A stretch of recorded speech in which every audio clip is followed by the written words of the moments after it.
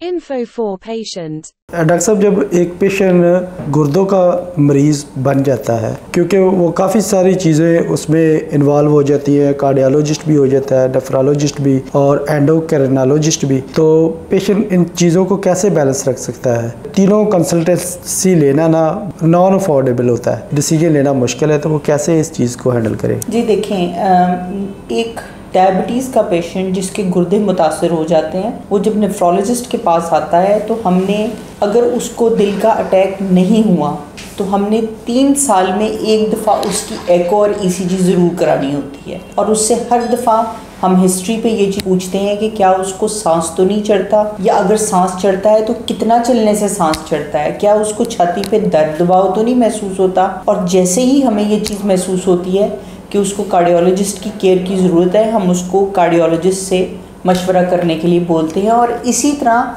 Cardiologist भी nephrology का ख्याल रखता है। उनको भी पता है कि अगर पेशाब में प्रोटीन आना शुरू हो गई है या क्रेटिन अपसेट होना शुरू हो गई है, तो फिर वो मरीज़ को हम हमारे से मशवरा लेने के लिए बोल देते हैं। जहाँ तक एंडोक्रिनोलॉजिस्ट की बात है, तो जब मरीज़ के गुर्दे सही तरह काम करना छोड़ देते हैं, तो आपकी मालूमात के लिए और हैरत के लिए बॉडी की इंसुलिन इंसान के लिए पूरी पड़नी शुरू हो जाती है, उसकी दवाइयाँ कम होनी शुरू हो जाती हैं, इंसुलिन की डिमांड कम होनी शुरू हो जाती है। तो उस टाइम के ऊपर फिर हमें यूजुअली एंडोक्रिनोलॉजिस्ट की इतनी कोई ख़ास ज़रूरत नहीं पड़ती, लेकिन जहाँ पड़ेगी हम मरीज़ को मशवरे का बताएं।